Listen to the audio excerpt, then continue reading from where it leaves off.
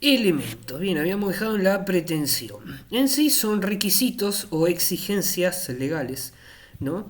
Que debe exhibir una pretensión para esta poder ser completa, clara, precisa, como los tres preceptos que el derecho procesal marca siempre, que lo vemos ejemplificado con la demanda, ¿no? Es decir, acá le vamos a dar un giro, porque estos tres preceptos básicos acá se van a referir en cuanto a los elementos procesales, en cuanto al trámite, al objeto, al motivo que se persigue, ¿no? En sí, que es un concepto que rara vez, ¿no? Pero esta es una de las excepciones, comparten tanto Claría Olmedo como Palacio. Ahora bien, estos elementos los vamos a ver, ¿no? Por lo pronto, en cuanto a sujeto, objeto y causa, que es el elemento subjetivo, es decir, aquellas personas que se ubican en un polo activo y o pasivo de una relación procesal. En estos casos van a estar representados en el proceso civil, por supuesto, por el actor, el demandado, en el proceso penal por el fiscal y el imputado, en este caso, ¿no? Y el juez siempre va a ser el elemento vinculante, por eso siempre está en la cima de este triángulo procesal, entre la relación procesal misma y los sujetos, ¿no? Como un sujeto pasivo, en este caso el juez, ¿no? Por supuesto. Ahora bien, en cuanto al objeto, siempre vamos a hablar del objeto de la pretensión, el cual va a ser determinado e idóneo en este caso. Pero vamos a distinguirlo, como ya hemos visto, entre objeto inmediato y el mediato. Es decir, el objeto mediato es el pronunciamiento que uno busca, es decir, por ejemplo, en un juicio penal una condena, ¿no? Para el acusado. Y el objeto inmediato es lo que efectivamente se pretende, es decir, mediante esa petición de condena, ¿qué busco yo? El restablecimiento, por ejemplo, no sé, de la paz social. Claro. Si fuese una demanda, lo que busco es el pago de una indemnización, por ejemplo. Ahora, en cuanto a la causa, esto se va a vincular con el fundamento legal de la petición, la cual tiene que coincidir con el de la relación básicamente que se afirma, ¿no? Es decir, si yo hago una demanda por 1.000.000 de pesos, por ejemplo, el fundamento legal tiene que estar relacionado a daños y perjuicios, porque es el fundamento de lo que yo realmente pretendo, es decir, por qué a mí la otra parte me tiene que pagar 1.000.000 de pesos. Por eso hablamos de una correcta invocación, ¿no? Esta invocación en sí es el justificante de la pretensión, pero va un poco más allá de eso. No solo es el justificante de la pretensión, sino que su objeto en sí le va a brindar al juez una convicción positiva, ¿no? Bueno, a ver, tratamos en sí de brindar una convicción positiva. Depende, los argumentos de la otra parte es si logra ser más o menos positiva, ¿no? En sí le brinda argumentos al juez. Está en cada parte lograr que sus argumentos sean los que tengan más peso y le brinden justamente argumentos positivos para así el juez pueda fallar en nuestro favor. Ahora, en relación a lo que es la actividad, justamente es la pretensión del proceso, que más allá de lo que diga Palacio en sí, porque la definición de Palacio nunca me convenció y es bastante enroscada, así que vamos a algo más práctico. Bueno, La pretensión, por ejemplo, como el lugar en el que el tribunal sea competente, es justamente el fin de que el juez conozca en el proceso. Es decir, la pretensión va a englobar varias cosas: el lugar, la competencia del tribunal, ¿no? La ley por la cual el acto se va a llevar a cabo, es decir, la ley procesal, los plazos procesales en sí. ¿La alegación qué es? La alegación básicamente es una necesidad concreta ante un órgano jurisdiccional. Por eso de ahí la palabra los alegatos, ¿no? En este caso, por ejemplo, los alegatos de un fiscal serían la acusación, el pedido de condena de un acusado. Si lo vemos, por supuesto, en un juicio penal, claro. ¿no? Ahora, en cuanto a la identificación, que es otro de los caracteres que he nombrado al principio, la identificación de la pretensión en sí son confrontar dos hechos, ¿no? ¿Para qué se confrontan dos hechos? Para establecer si es una misma pretensión o pretensiones distintas. ¿Y por qué se hace? Bueno, en primer lugar podría hacerse por economía procesal, recordemos el foro de atracción en cuanto a los concursos y quiebras. Ahora bien, tiene otras identificaciones, ¿no? Otras funciones, el tema de hacer la identificación de las pretensiones en sí.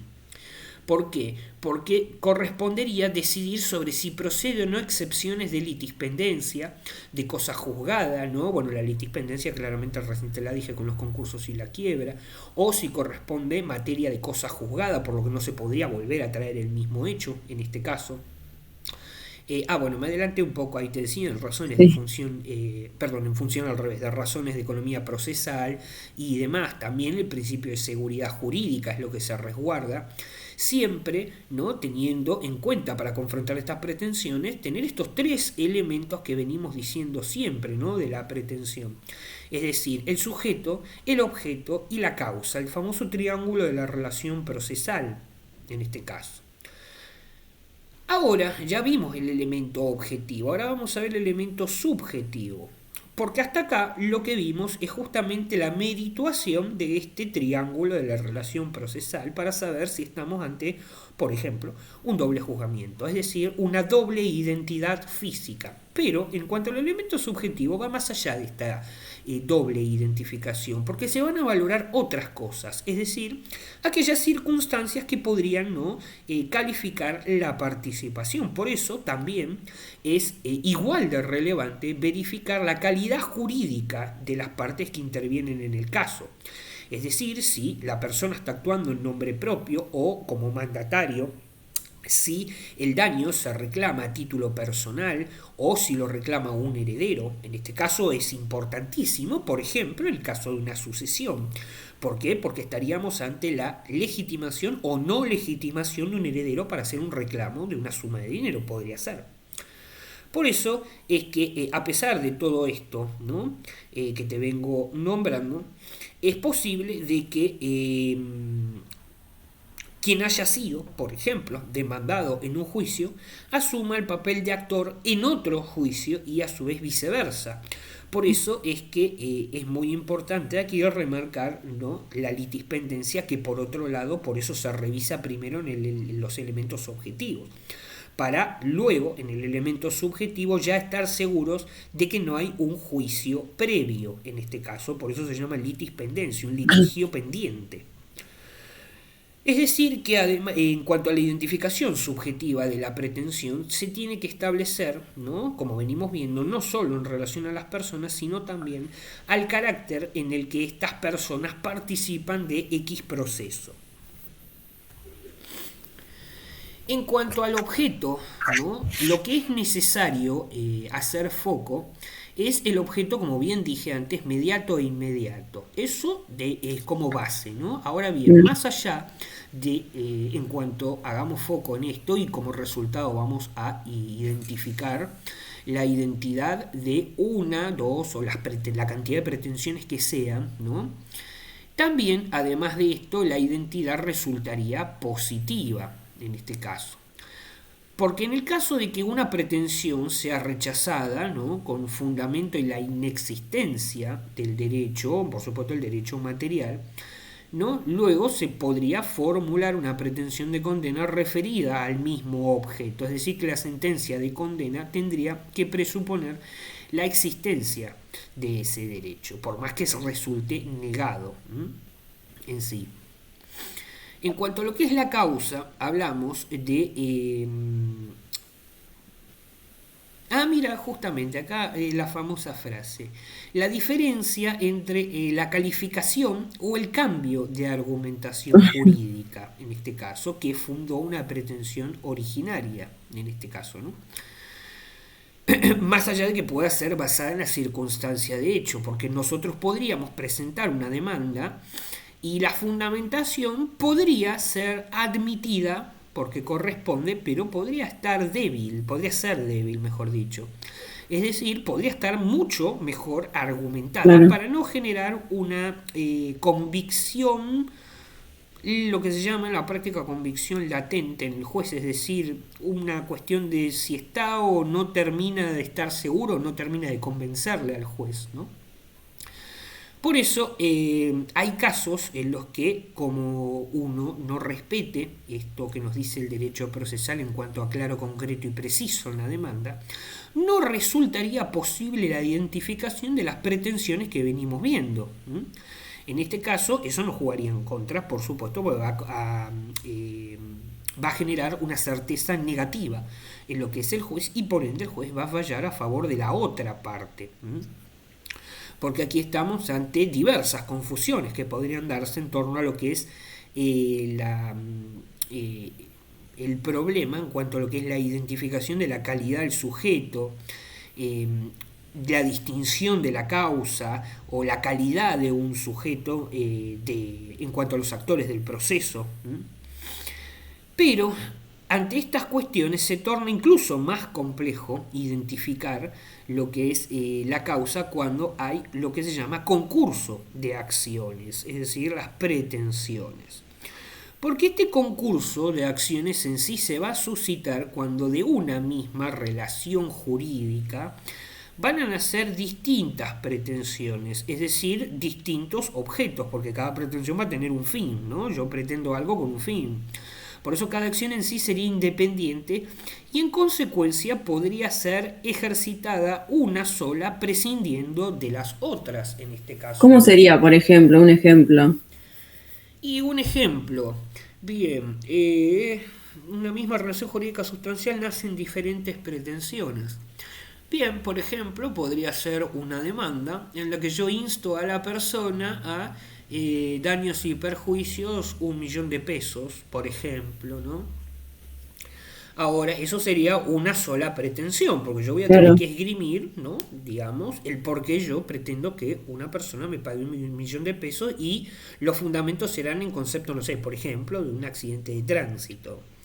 Ahora, si yo tengo un juicio de carácter penal en el que además de pedir una condena para la persona por homicidio, podría ser, ¿no? Un ejemplo cualquiera, además de eso, en sede civil solicito, ¿no? Que sería daños, la parte extracontractual de derecho penal, una indemnización en calidad dineraria, por supuesto, por los daños y perjuicios causados, ¿no?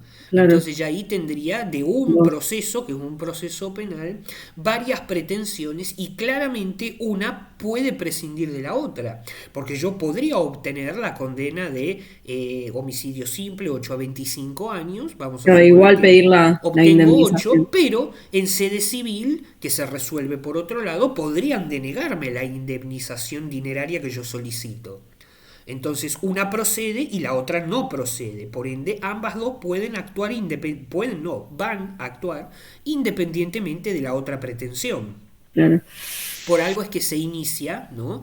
En otro proceso, en este caso.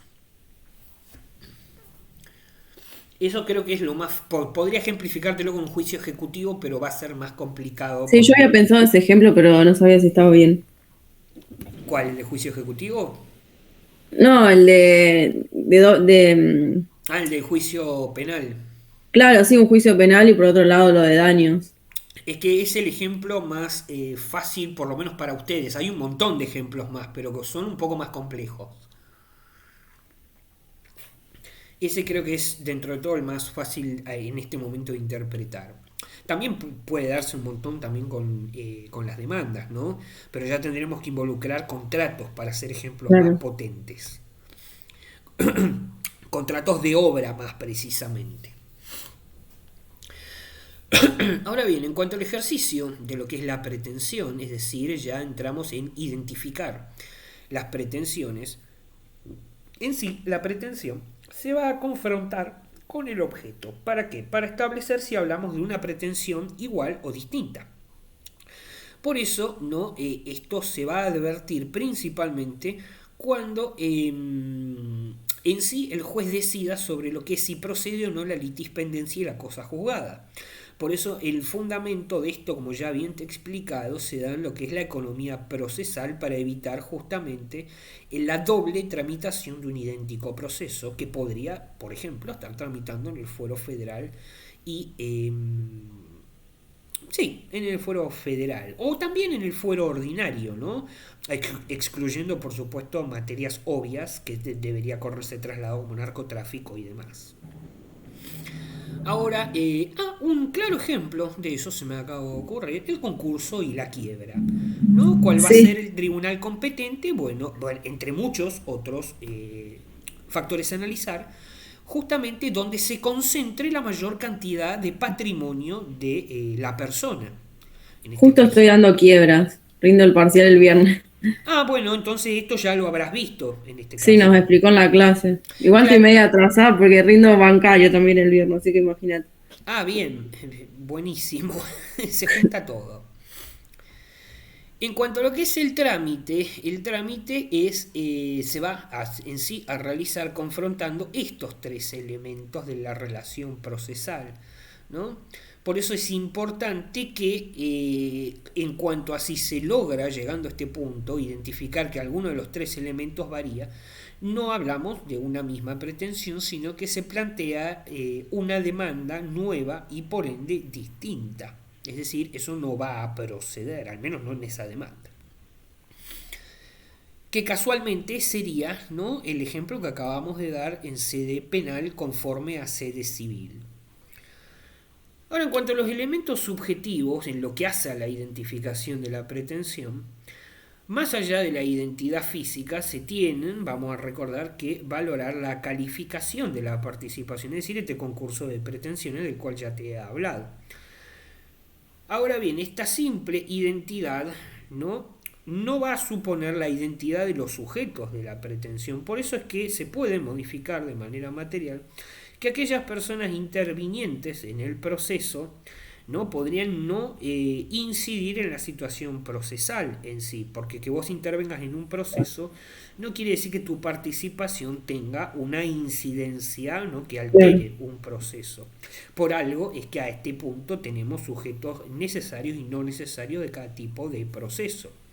Por ejemplo, cuando nosotros también, si lo ponemos de manera más fácil, ejercitamos una acción en derecho propio, como una demanda por 1.000.000 de pesos en concepto de daño, y luego también podría plantearse otra por un derecho ajeno, es decir, actuar en nombre de otra persona, por ejemplo. ¿Se entiende esto? Sí. Bien. Es bastante difícil, igual va, tiene mucho vocabulario. En sí, es porque, y eso que esto está ordenado, no te creas que el libro te lo da así ordenado. En el libro vas a tener que ir y venir adelantando y volviendo Uf, para atrás para completar un solo tema, porque el libro de Derecho Procesal es una desgracia. Así te lo digo. Armar esta presentación que vos ves nos llevó meses y meses, porque es sí, ir me para adelante, imagino. ir para atrás, ir para adelante, a ver cuándo Katzo cierra la idea. Y después que tenés la idea cerrada por los 300 autores, tenés que ver cuál importa y cuál se queda fuera. Claro, qué difícil. No, no, el libro de Derecho Procesal tiene esa particularidad. Tras que no es fácil para usted, está muy mal armado. Pero bueno, en fin, nosotros hicimos el trabajo ratón de biblioteca. Ahora, en cuanto a los elementos objetivos en lo que es la identificación de la pretensión, recordemos, ¿no? No basta con el objeto mediato e inmediato, porque en sí esto va a ser a la causa, que es básicamente, otra vez vamos a recordar, el cambio de argumentación jurídica en el que se funda la pretensión. Y una vez que tenemos estas dos cosas, que son a modo de recordatorio, vamos a lo importante, que es de lo que hasta ahora no hablamos, que es el concurso de acciones más allá de la definición que di. Cuando hay un problema al identificar la causa, es más complejo porque se presenta el concurso de acciones, que es lo que dije hasta ahora, ¿no? Es decir, cuando de una misma relación jurídica nacen diferentes Claro. pretensiones. Pero ¿qué pasa cuando todas ellas persiguen un mismo objeto? Es decir, por ejemplo, impugnar un acto jurídico, ya sea por revocación, por nulidad, ¿no? Es decir, pedir la revocatoria de un acto o la nulidad de un acto. Aquí lo que importa es saber si cada uno de estos motivos por los que yo pido la nulidad de un acto constituyen causas diferentes o se fundan todos en la misma pretensión, en este caso. Por eso hablamos ya acá de si es admisible, ¿no?, la fundabilidad de la pretensión, es decir, si eso que yo como juez analizo, por lo que me están pidiendo la impugnación de un acto, está bien fundado y es admisible, es decir, si va a proceder. Porque la procedencia de una pretensión, independientemente si es una pretensión inicial en la demanda o final, o incluso intermedia en una indagatoria, podría ser, ¿no? Lo que va en lo que va a incidir para el juez es en la necesidad de distinguir la admisibilidad de la fundabilidad, ¿no?, en sí. Por eso la admisibilidad es un concepto que en sí es procesal, es decir, si es o no es admisible la demanda, punto. Ahora bien, ¿cómo sé yo si eso o no es admisible? Bien, en tanto y cuanto la pretensión sea o esté bien fundada. Por eso la fundabilidad es lo mixto, porque es procesal y sustancial. ¿Por qué? Porque la fundabilidad a mí me va a dar que si la demanda sustancialmente, es decir, legalmente está bien argumentada, la demanda es admisible. Por eso en sí se analiza primero la fundabilidad de la pretensión y si esta es correcta, entonces es admisible sine qua non. Entonces esta admisibilidad de la que te vengo hablando va a tener requisitos que por supuesto son los que la ley procesal da. Es decir, que no debe tener, por ejemplo, defectos de fondo, ¿no?, que los vimos analizados recién, defectos de forma en sí, va también en si puede o no ser subsanado, porque hay errores que son subsanables y otros que no, y esto hace justamente al rechazo in limine de la demanda o a la admisibilidad de la demanda.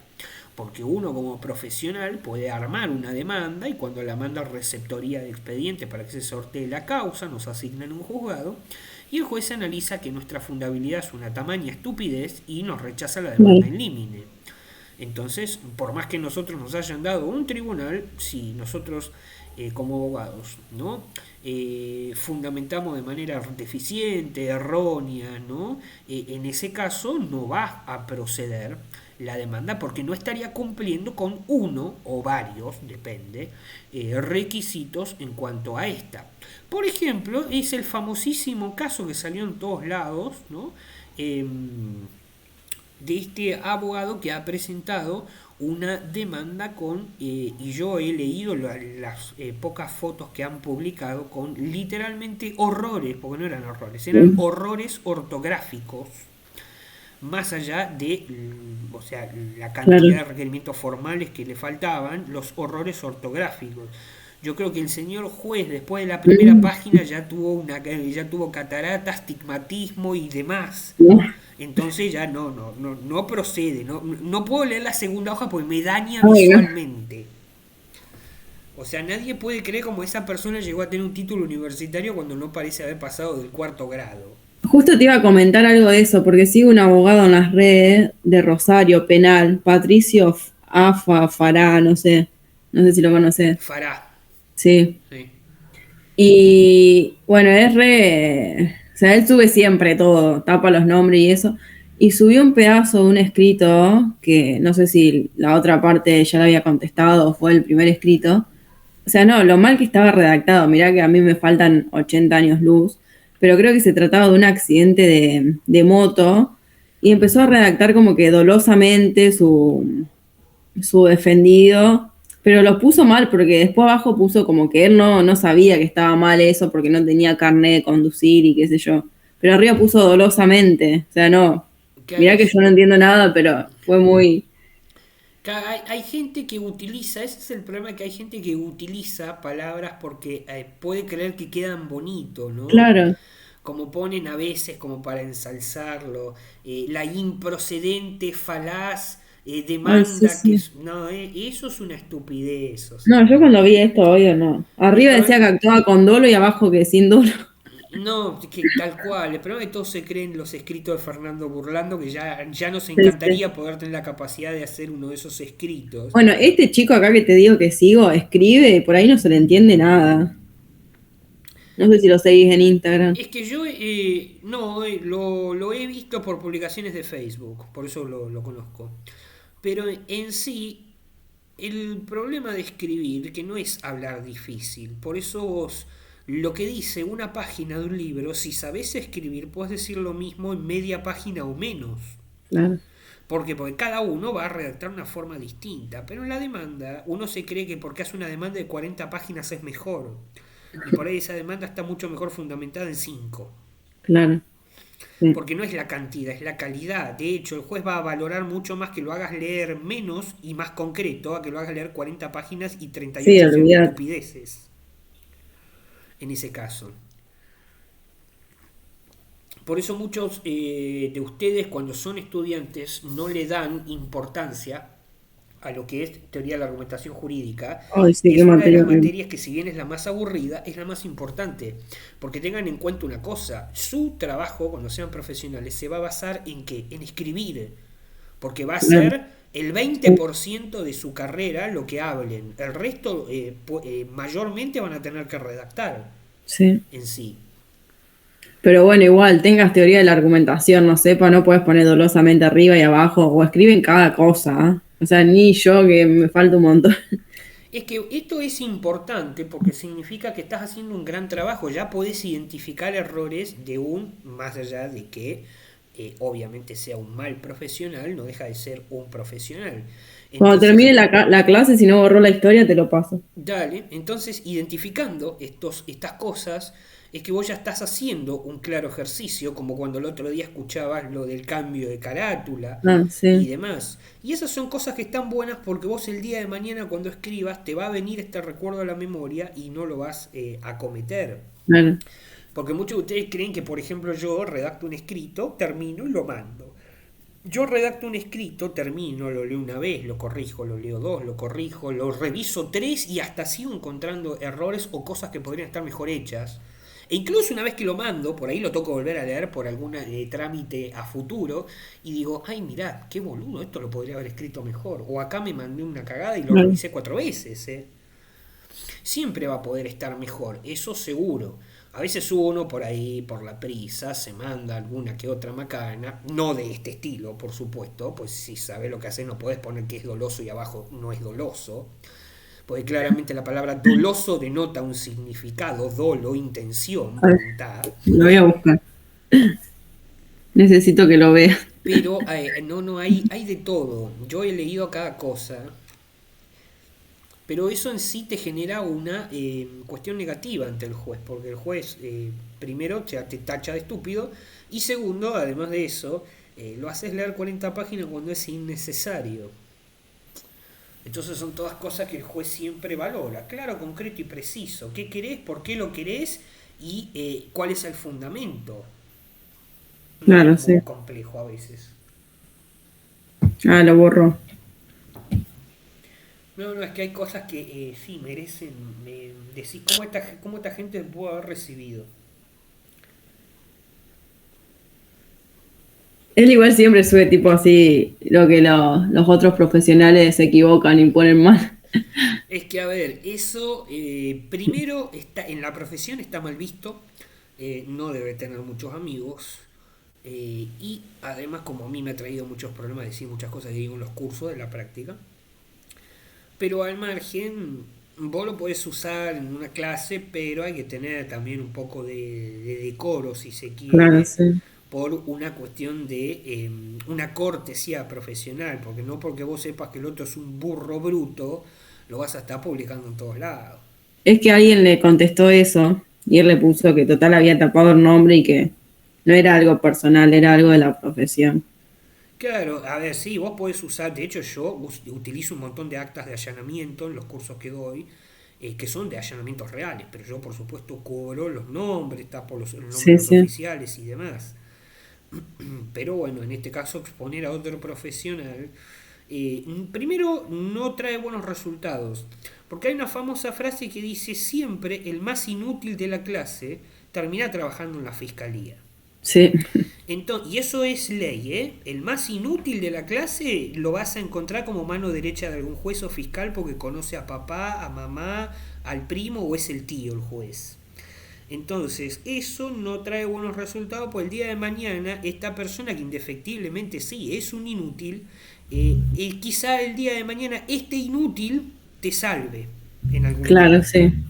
Porque nunca sabes dónde te lo vas a encontrar, pero en derecho es la profesión en la que te lo vas a encontrar más arriba, incluso a veces que vos. Pero aparte, por más que tapes el nombre, seguramente se sigan. O sea, entras a Instagram y ves que el otro abogado subió un escrito tuyo. Claro, a veces, bueno, hay causas que son famosas que vos por más que tape el nombre lees de qué se, sí, ya sé de qué, quién es y de qué se Claro. trata. No, en ese sentido, por eso yo eso en sí no lo hago. No, este chico sube todo, todo. No, yo se los comento a ustedes para que ustedes aprendan, Sí, pero sí. yo practico, salvo en los cursos que no doy, cursos acá en la academia de esto, sino de otras cosas, no utilizo material de actos de la justicia, actos verídicos. Trato en sí incluso de fabricar ejemplos, pero podría darle 1 millón de ejemplos reales, pero bueno, a veces no corresponde. Incluso te podría dar 800 ejemplos en la causa del amparo del asilo del juez con el que Dice, estoy, que y a mí me encantaría preguntarle a su señoría si se recibió por OCA, por correo argentino o lo compró por Mercado Libre, pues nadie sabe cómo llegó ahí. Además de que lo conozco personalmente al magistrado y es la impresentabilidad hecha persona. Pero bueno, al margen, esos son otros de los tantos requisitos en sí. Una vez que todos estos requisitos se verifican, ¿no? Ya llegamos justamente a esta etapa, la verificación final, que en sí la verificación se va a componer dentro de varias verificaciones. La primera, ¿no? Es la competencia, es decir, de la materia, el grado, el territorio, etcétera. Luego, la personería del peticionante, básicamente la legitimidad de la persona, si está o no es, si es o no es legítima su calidad, por ejemplo, de actor para demandar X cosa. Luego, el objeto de la pretensión, es decir, que por ejemplo, algunos autores incluirían como uno de estos requisitos de admisibilidad el cumplimiento de los recaudos fiscales, como por ejemplo las tasas que graban las actuaciones judiciales, que en sí, cuando hay, antes del juez de emitir una sentencia, si el juez es como por ejemplo el mío, que no tiene idea dónde está parado, verifica nuevamente que los abogados hayan pagado, ¿no?, la tasa judicial, y luego de que vos en la causa ya le mandaste 3 veces el comprobante, ah, eso antes te iba de... a preguntar, porque no es que tenés que mandarle el comprobante total. Claro, vos en la demanda, o sea, presentás el comprobante de Sí, pago de tasa, bueno, no te la admiten, sino... sí, sí. Por lo que hasta incluso resulta estúpido pedirte el comprobante del pago de tasa cuando vas a emitir la sentencia, porque, o sea, todo el proceso que vos hiciste como juez, ¿en base a qué lo hiciste? Si no te apunté la tasa al principio. No Claro. obstante eso, me lo piden por tercera vez al pago de tasa. Mm, Por eso, tío, son geniales, ¿no? Es sentido común. A ver, vas a dictar sentencia y me pedís el pago de la tasa y si no te lo hubiese presentado a la demanda no me la podrías haber admitido, claro, sí. querido. Empecemos por ahí. Pero bueno, ponele. Entonces, esto graba las actuaciones judiciales. Todas estas verificaciones, antes de dictar sentencia, se tienen que volver a realizar, en este caso. Y, no obstante, ¿no?, como dato de color, además de pedirme 3 veces el pago de tasa, el sujeto este manda una nota a la Corte Suprema en la que admite que yo no pagué la tasa, ¿Qué? después de habérselo puesto 3 veces en el expediente. O sea, este pago le adjunta el comprobante dice pago de tasa mayúscula y negrita, no conforma al pago de la tasa del proceso. La Corte Suprema le dio, y entonces este comprobante, a grosso modo, la Claro. Corte Suprema le contesta, dice pago de tasa. Si no es el pago de tasa, entonces ¿el pago de qué, señor juez? Pero, ¿lo hace por boludo en esa palabra o por No para sé dilatar si el proceso o qué? lo hace por dilación procesal, porque ten en cuenta que estoy yendo en Claro. contra de una Sí, sí. institución que tiene y, ¿cómo decirlo prolijamente? Un capital económico importante, Sí, ¿no? Entonces, bueno, yo quiero creer que lo hacen por dilación procesal y no por imbécil, porque otra cosa no claro. queda. Sí, sí. Porque después de pedírtelo 3 veces, le mandás a la Corte Suprema que no es el pago de tasa, cuando la foto te dice pago de tasa en negrita y mayúscula. O sea, no estaría como entendiendo, pero bueno, ponele que sí, todo esto retrasa el proceso y mucho. Y yo tengo que salir a hacer escritos estúpidos para contestar estas Ah, estupideces. Además, ¿no? Por supuesto. Pero bueno, ese es otro tema, pues sería mi trabajo. Pero ya te das cuenta de lo que te vas a exponer cuando seas sí, profesional. sí. Son hermosos.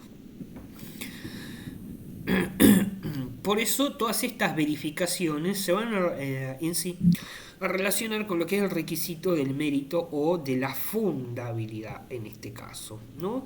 Y volvemos a recordar todo esto, todo este proceso verificatorio se hace en razón de el triángulo de la relación procesal en torno a lo que es la economía procesal, también bueno, como primer principio, ¿no? La economía procesal, luego tenemos otros principios como lo es la seguridad jurídica y demás, ¿no? Que por otro lado, bueno, ahí me adelanté un poco también, cuando la demanda te va a decir por ahí exhibe defectos que son demasiado notorios, groseros, justamente el juez lo rechaza ab initio, llamado rechazo in limine, por ejemplo, ¿no? En sí no es más que eso. Claro. Ahora en cuanto a la clasificación de las acciones, en sí la acción, ¿no? Es un poder. Vamos de nuevo al eje 1.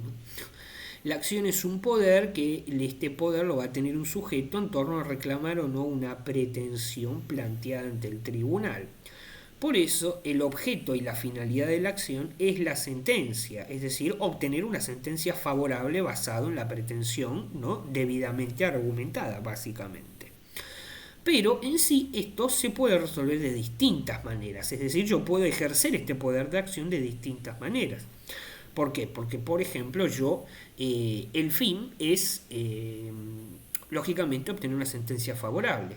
Ahora bien, si de acuerdo al cauce de la acción procesal yo puedo no llegar a la sentencia, es decir, transar el derecho, desistir, bueno, desistir no obtendría un beneficio, ¿no? O por ejemplo lograr algún tipo de mediación, no llegaría a la sentencia e igual solucionaría mi pretensión ejerciendo mi poder de acción. Por eso es que vamos a tener distintos tipos de pronunciamientos de acuerdo, por supuesto, a los distintos foros. La acción persecutoria básicamente sería, y no persecutoria en cuanto a fiscalía, sino la acción que persigue el actor. Por ende, nosotros tendríamos acciones condenatorias en un juicio penal, acciones declarativas en un juicio civil, acciones constitutivas, bueno, también en un juicio civil, o ejecutivas en un juicio civil, básicamente. Bueno, a ver, acciones declarativas podríamos tenerlas en muchos juicios, ¿no? Pero sí, la mayoría son civiles, básicamente. Aunque en sí la ejecutiva no les obliga, también es una pretensión de condena. En este caso se condena a la persona a pagar el título, no sé, el cheque, por ejemplo. Por eso es que yo te hablaba, viste, hace un rato que yo te lo podría ejemplificar con procesos ejecutivos, pero sería bastante más complejo. Sí, Por lo pronto, en torno a las que ahora las vamos a ver, ¿no? Las acciones de condena, que son las más fáciles, se van a plantear justamente en contra, o contra, mejor dicho, una sentencia en torno a un demandado que imponga el cumplimiento de una prestación.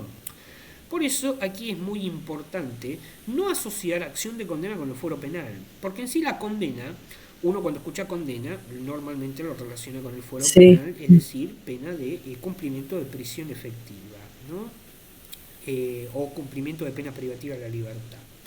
Pero en sí la condena se clasifica en tres cosas: una condena de dar, de hacer o de no hacer. Por eso una acción condenatoria podría estar también claramente en un juicio civil, ¿no? Se condena a la parte a dar, a hacer o a no hacer en este caso.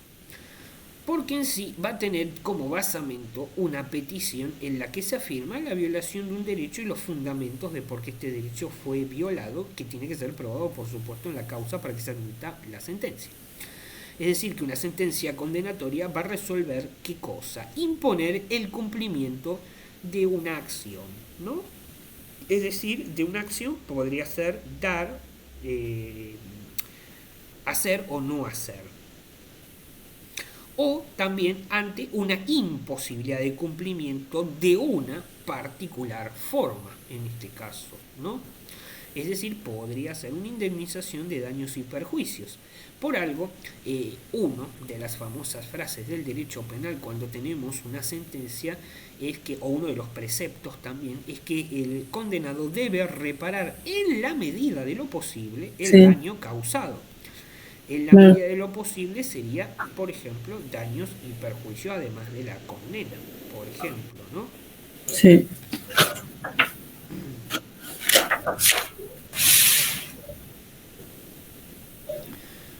Ahora, en cuanto a las acciones declarativas, hablamos de básicamente la doctrina, ¿no? ¿Por qué?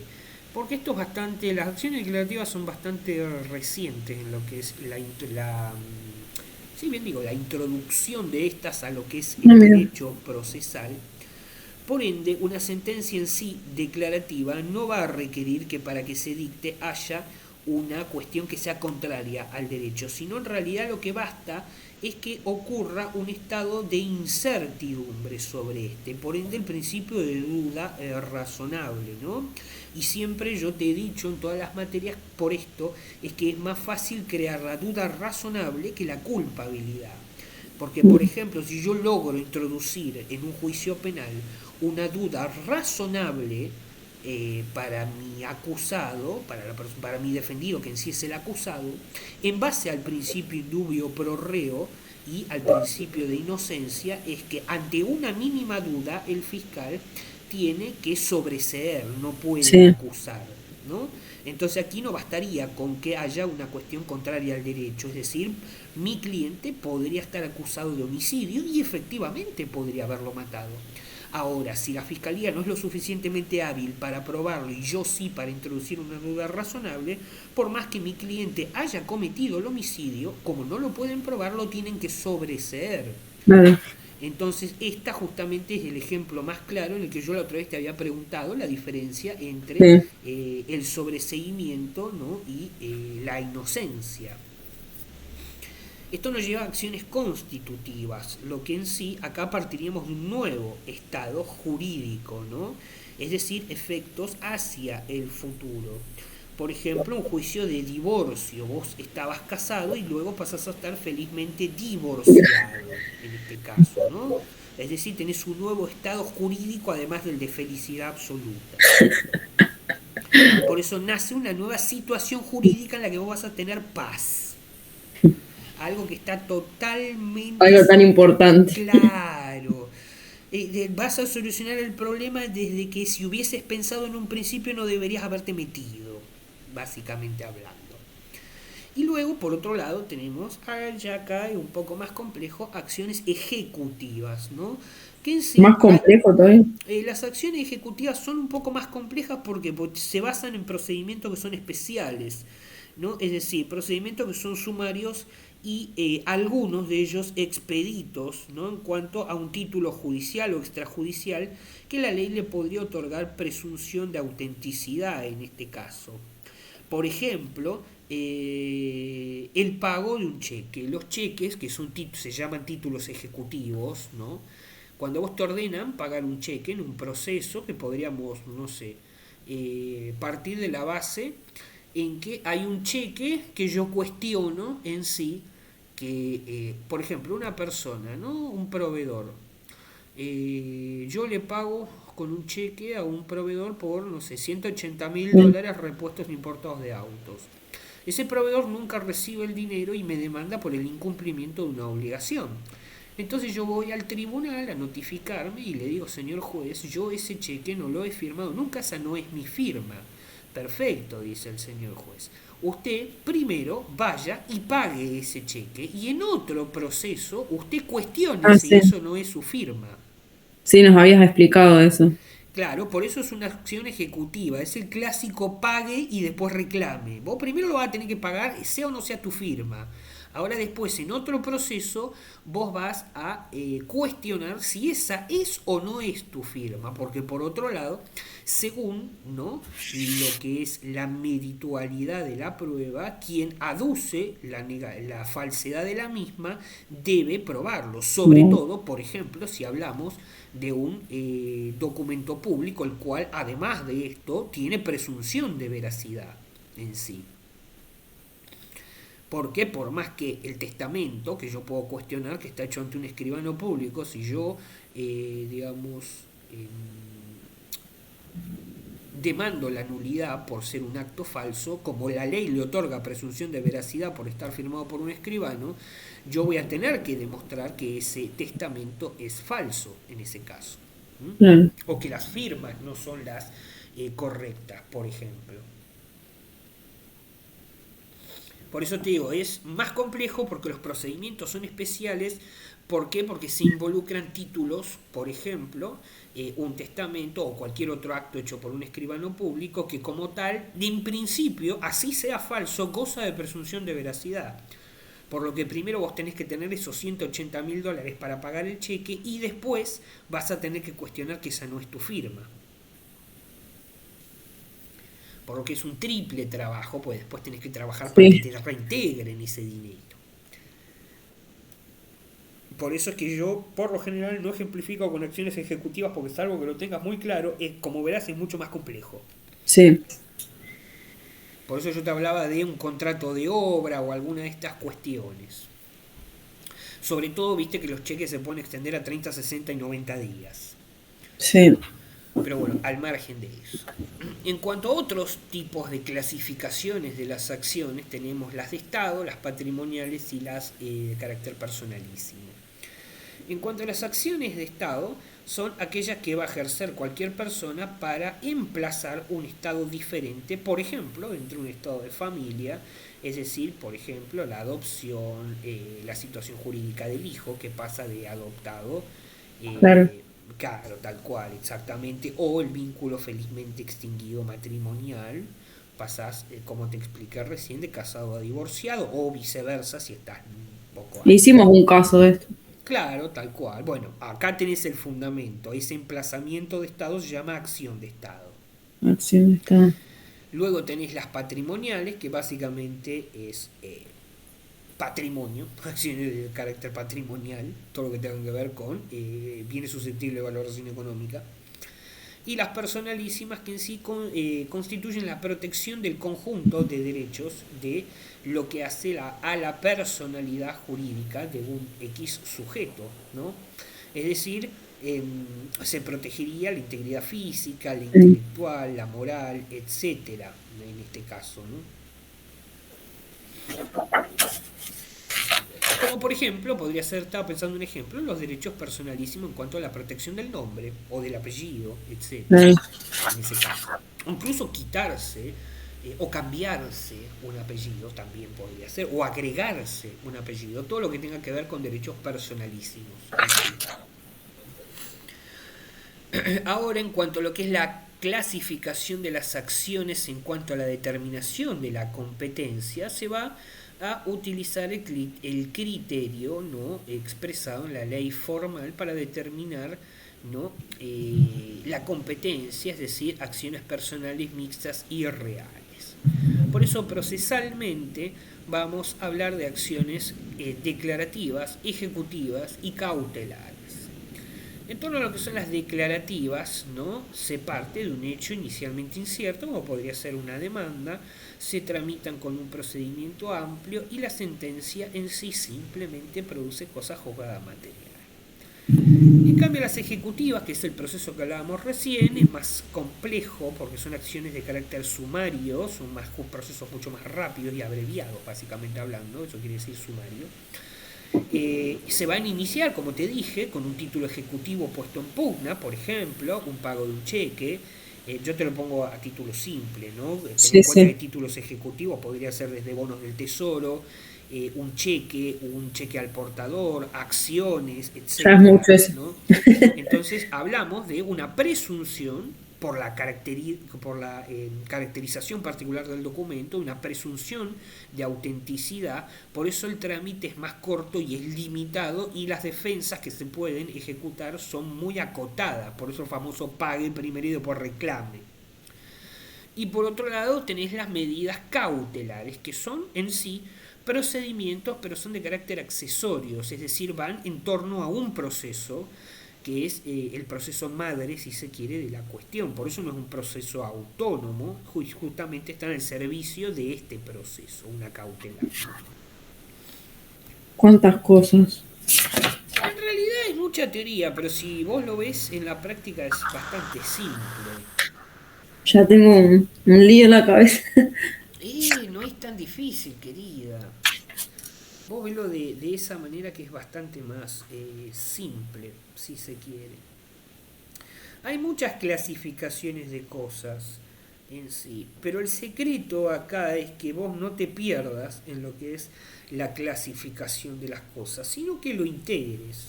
Porque en sí, a ver, si yo te pongo un ejemplo práctico, ejercicio de la pretensión, bien. Si volvemos para atrás, para que vea en penales y civiles, bien, si volvemos para atrás, nadie, por ejemplo acá, ¿no? La más próxima, nadie te va a preguntar la clasificación de las acciones desde el punto de vista procesal. A vos te van a preguntar, medida cautelar, defíname qué es, un Claro, procedimiento accesorio, perfecto. ¿Cuáles son los requisitos? Los requisitos para la medida cautelar es la contracautela, el peligro de la demanda y la verosimilitud del derecho, punto. Eso es lo que te van a preguntar. Bueno, a ver, ¿qué es un juicio ejecutivo? Defínamelo. ¿O qué es una acción declarativa? Que tampoco te van a preguntar qué es una acción declarativa, sino que te van a dar un caso en el que vos tengas que integrar el conocimiento de por qué es una acción declarativa, es decir, por qué es una demanda, por ejemplo. claro, sí. Por eso en sí esto está expuesto, como lo expone, valga la redundancia, el libro de la bibliografía obligatoria. Pero como verás, es como hasta te diría estúpido perder el tiempo en estudiarlo de esta manera, porque lo que vos tenés que saber concepto por separado es una acción declarativa, una cautelar o una ejecutiva.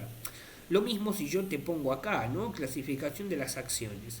No te van a preguntar, clasifíqueme las acciones Claro, según no, la no. acción de Estado.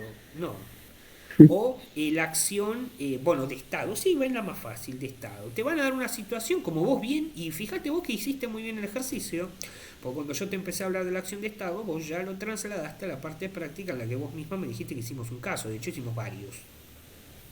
Sí, me acordaba la del chico que fue, que apareció su hijo y fueron al registro a inscribirlo. Exactamente, entonces vos con eso ya sabés que es una acción de Estado. Ahora bien, el hecho de que vos sepas que la acción de Estado pertenece a la clasificación de las acciones, que como verás está fuera del programa, por lo que no tenés obligación de saberlo, eso te sirve para dar clase, porque vos Sí, tenés que dar un conocimiento acabado de dónde viene esto en sí, que es para lo que hago yo, básicamente, ¿no?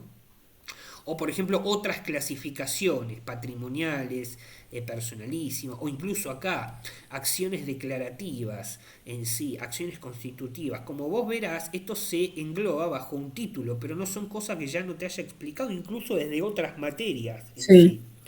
Porque acá una acción constitutiva produce un nuevo estado jurídico, bien. Y si voy a la acción de estado, ¿no hace lo mismo en caso? Claro, sí. ¿En plaza o qué? Un estado diferente, un nuevo estado O creo, sí. jurídico, porque yo estoy casado y paso a estar divorciado. Y en la acción constitutiva constituye un nuevo vínculo, estoy Soltero soltero y y paso a pasás a estar estar casado. casado. Sí. Entonces te estoy diciendo exactamente lo mismo desde otro tipo de clasificación. Ahora te repito, ¿a vos te sirve perder el tiempo estudiándotelo dentro de la clasificación? No, porque prácticamente Sí. no te va a resultar. A vos lo que te sirve saber es que una acción constitutiva básicamente es lo opuesto a una acción, o bueno, depende cómo lo enfoques, lo mismo o lo opuesto de una acción de Estado, en este caso. Es exactamente lo Sí. mismo, ¿ves?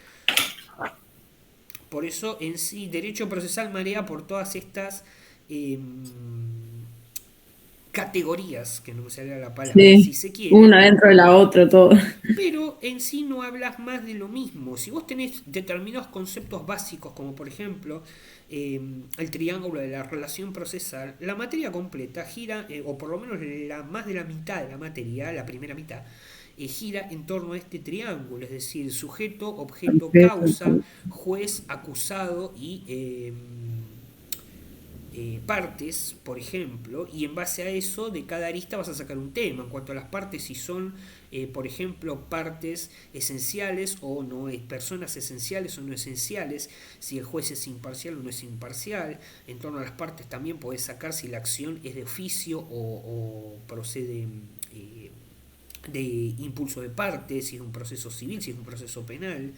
Vos fijate que con este esquema del triángulo de la relación procesal, vos de ahí podés derivar a un Sí. millón de temas más, que en sí no es más que saber uno o dos conceptos como base. Por eso yo siempre digo que para construir el edificio lo primero que tenés que hacer es tener bien hechos los Sí. cimientos, y de ahí ir agregando alguna que otra cosa más. Pero, como te acabo de mostrar, no te sirve de nada enfrascarte en las clasificaciones, porque en sí lo que te va a servir es tener la base, es decir, el cajoncito de una acción constitutiva, que es, y vos con esa acción constitutiva has podido resolver el caso antes de saber que se llamaba acción Claro, constitutiva sí. lo que vos usaste para resolver el caso. Sí. Entonces a eso es a lo que voy. Por ahí sí, no es tan fácil, repito, en las acciones ejecutivas, pero no deja de aplicarse, no es tan fácil por la teoría de las acciones ejecutivas particularmente, pero no deja de aplicarse exactamente lo mismo. Por eso yo siempre hago foco en derecho procesal, que para mí, más allá que a mí me encanta el derecho procesal, es la materia más fácil, porque es la que más fácil es integrar estos conocimientos en sí. Pero bueno, normalmente ustedes cuando ven todo este tipo de categorías entran en un ataque de pánico, Sí. básicamente hablando. ¿Dónde era que habíamos dejado? Acá, penales Bueno, y civiles. Bien, a mí, no sé si te lo pregunté, pero bueno, por las dudas te lo pregunto otra vez porque no me acuerdo si me lo has respondido. Vos vas a pedir una simulación, primero, ¿vas a pedir una simulación de examen? sí. ¿Tenés visto más o menos para cuándo? Y no sé, yo tenía la idea tipo algunos días antes de rendir, porque todavía me falta bastante, por más que terminemos la materia. Ok. Bien, ¿la simulación va a ser certificada o no? Porque depende la modalidad de evaluación, te lo pregunto, pues yo bajo esta opción tuya o no tengo que ir ¿Cómo certificado o modificando la no? agenda, porque ya hay varios que me han pedido varias simulaciones y una no lleva al mismo tiempo que la otra, por eso. ¿Cómo, cómo certificado o no? No sé si vos habías entrado cuando yo lo expliqué a esto al curso. No, nunca lo La... hablamos. ¿Eh? Nunca lo hablamos esto. Perfecto. No, entonces con Dana que lo hablé, me acuerdo, porque creo que ella entró antes que vos. Bien, te comento, de acuerdo a que yo tengo la firma mía avalada internacionalmente en muchos organismos importantes, como por ejemplo uno de ellos es la Haya, Sí, diversas cortes de derecho y sistemas, bueno, en sí en todo el mundo por las diversas profesiones que tengo firma avalada internacionalmente, es que hay en la academia, y esto lo conseguí hace poco, hay dos modalidades de finalización del curso. La primera, por supuesto, la finalización común, pedís una simulación de examen, se te evalúa, tenés un parámetro de evaluación y fin de la cuestión, te vas a rendir. sí, Y la segunda es una simulación certificada. Es decir, que la simulación certificada en sí, básicamente la diferencia, o primero, la única, vamos a empezar al revés, la única coincidencia con la normal es que a vos se te van a hacer una serie de preguntas que no van a ser carácter, nombre y apellido. sí, Por lo pronto, si vos, que son 5 preguntas de cada materia, ¿no? Que es básicamente la misma metodología que vas a ver el sábado cuando tome la simulación. En sí, a vos te voy a hacer Sí, 4 preguntas de cada materia, 4 por 5 son 20. Vos vas a tener 20 preguntas. Cada pregunta te va a sumar un punto en este caso y la pregunta que sí, respondas mal no va a restarte puntos. De cada materia que yo te haga una pregunta, vos necesitas tener al menos 3 respuestas aprobadas. Es sí, decir, que podés fallar en en una una, pregunta de cada materia. sí, Por lo pronto, ¿no? Por eso los tomo en módulos separados. Primero empiezo, por ejemplo, por decirte cualquier cosa, con derecho constitucional. Son 4 preguntas, termina, se pasa a otra materia y después a claro, metodología.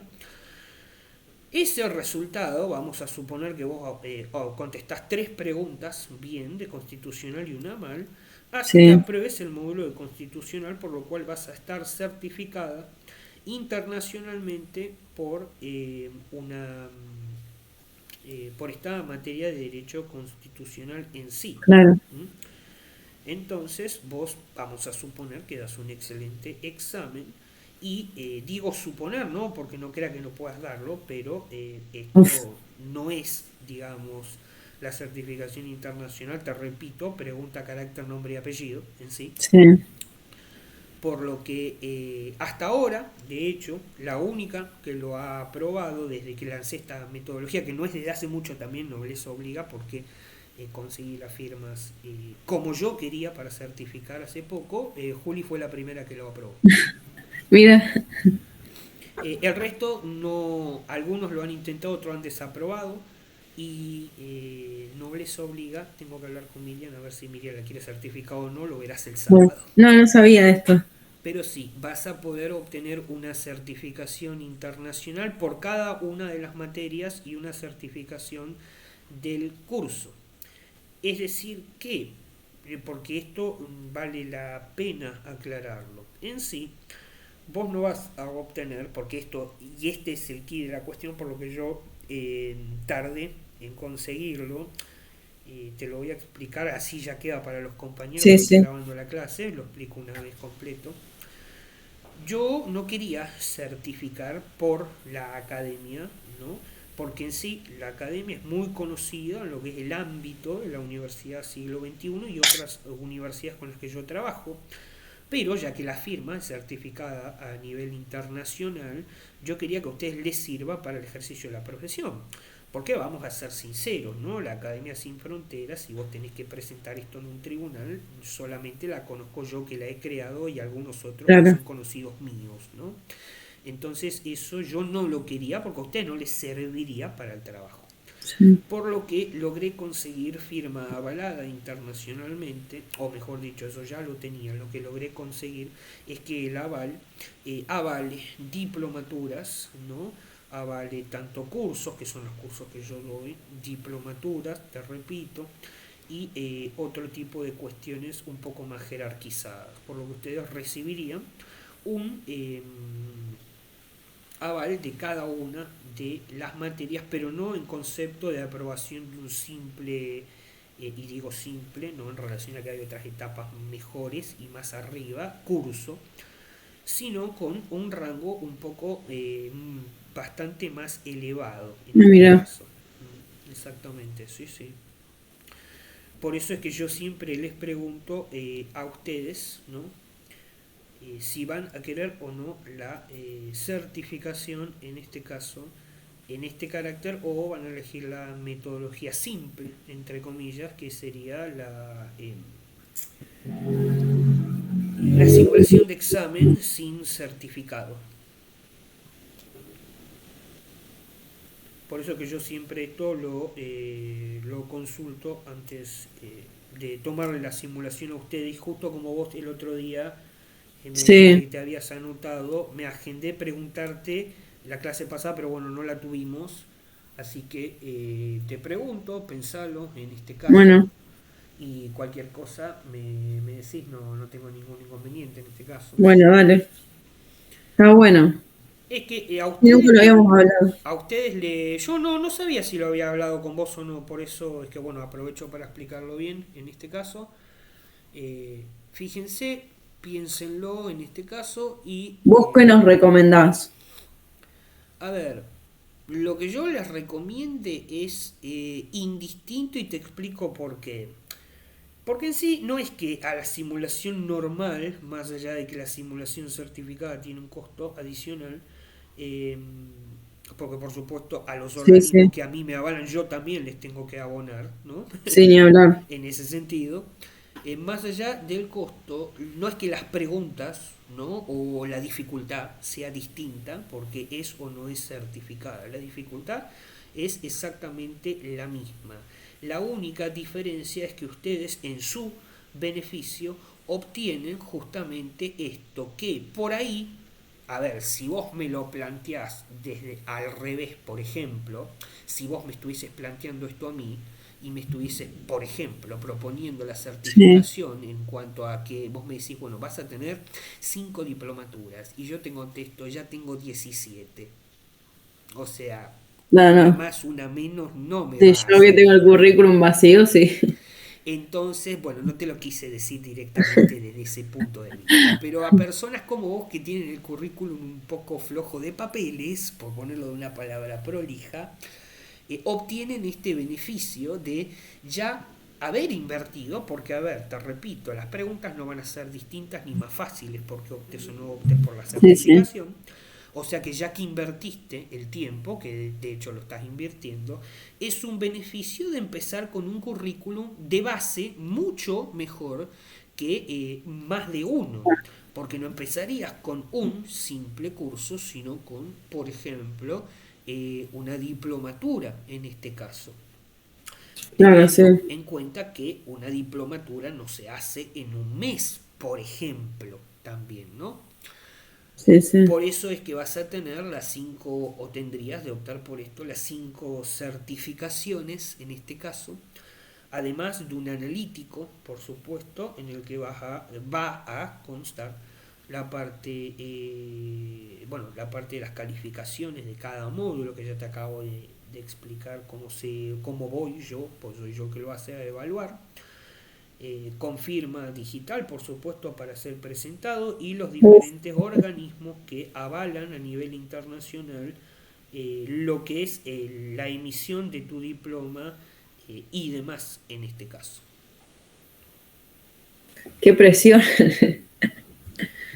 A ver, como les digo, no es algo obligatorio, pero No, no, pero en está las bueno. posibilidades que uno pueda, total, el Sí, tiempo lo invertiste ya, lo optes o sí, no optes sí. por el certificado, por eso te digo, cada uno, más allá de lo que yo te recomiende, que no tiene nada que ver, porque por ejemplo te lo acabo de mostrar con el ejemplo, si vos me lo planteás a mí 5 certificados más, menos, no me hacen diferencia. Ya tengo un currículum de 325 páginas, lo que me faltan son paredes, no cuadros.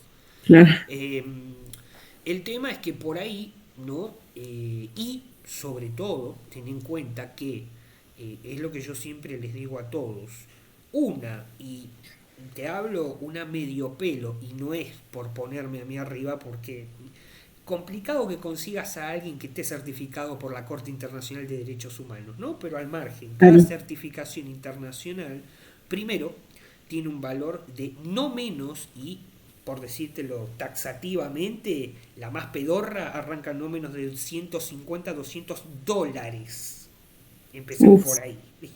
Y una que dista mucho de las firmas que yo tengo avaladas. Entonces es una oportunidad tanto a nivel económico como a nivel de conocimiento en este caso. Por eso muchos me hacen, vos que me recomendás. Lo que yo te recomiende es indistinto, cada uno evalúa su situación y decide.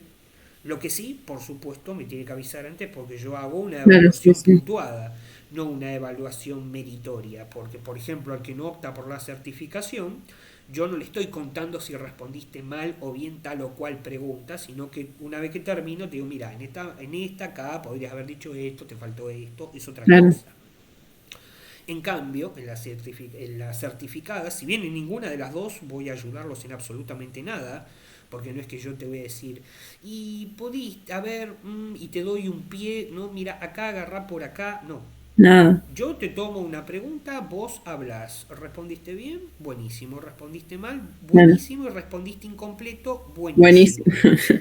O sea, no, es que yo en la simulación no ayudo, no explico, solamente pregunto. Es el examen. Yo pregunto, vos respondes. Ahora, si lo haces completo, si no lo haces completo, para eso tuviste el curso, casualmente. Sí, sí. Que de hecho es en lo que yo hago hincapié, porque así como hago hincapié en vos, lo haría con cualquiera si tuviesen la decencia de conectarse a las clases, algunos, más allá de eso, lo haría con todos. Es decir, yo a vos te jodí siempre con dame una respuesta completa, dame una Mm. respuesta con vocabulario, y todos estos ejercicios son los que al final del curso terminan haciendo que vos puedas dar una respuesta integrada, pausada, entendible, completa y con vocabulario jurídico. Todas acciones que por separado te las hago practicar en el curso y al final del curso te las Sí, integro en una simulación que puede ser, repito, certificada o no certificada en este caso, pero en sí la herramienta que es el cómo voy a responder la pregunta la vas a tener que utilizar en ambas dos.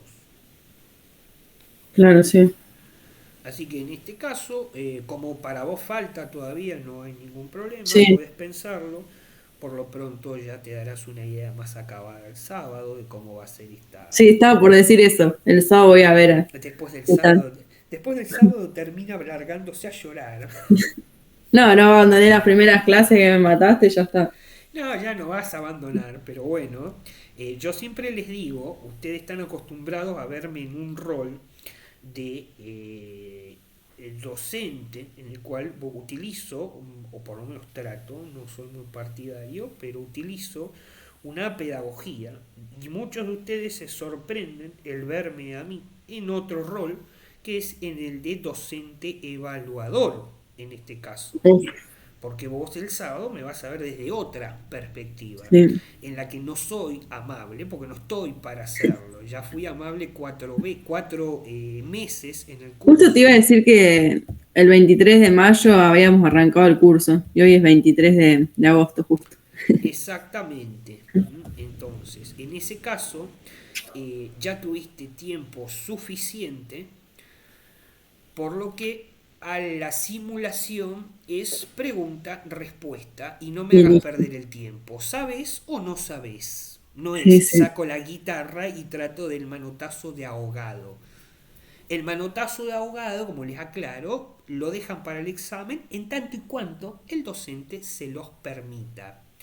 Por ende, si no están seguros de haber estudiado, les repito, en la simulación no me hagan perder el tiempo porque sabe o no sabe. No es Claro, sí. saco la guitarra y trato de pasar a la siguiente.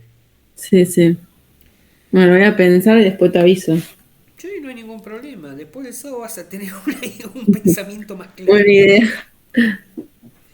¿Y En esta es- chica lo hace certificado o no? La del eh, sábado. justamente eso es lo que te dije cuando empecé. Le tengo que preguntar a ver si Miriam lo va a querer hacer certificado o no en este caso. De hecho, bueno, ella además de ser alumna es clienta mía en el estudio, por lo que Importante. claro, en ese caso, como me ha dicho en varias ocasiones, la certificación no importa porque sé que me vas a tirar a matar, así que, y a lo que Sí, le sí. contesté tenés razón, exactamente. Pero bueno, al margen de esto sí se lo tengo que preguntar porque si no tengo que, la parte evaluativa la tengo que ir contando en Claro. torno a pregunta correctamente respondida o no en sí en este caso. Por eso, Está bueno, bueno, está bueno. aproveché para explicarlo en torno a esto. Lo Sí, que me es... gustó, está bueno. Ujú. Bien, entonces, si querés, a ver, en este caso, espera un minuto, podría mostrarte un ejemplo de certificación que A es el ver. que rindió Julio.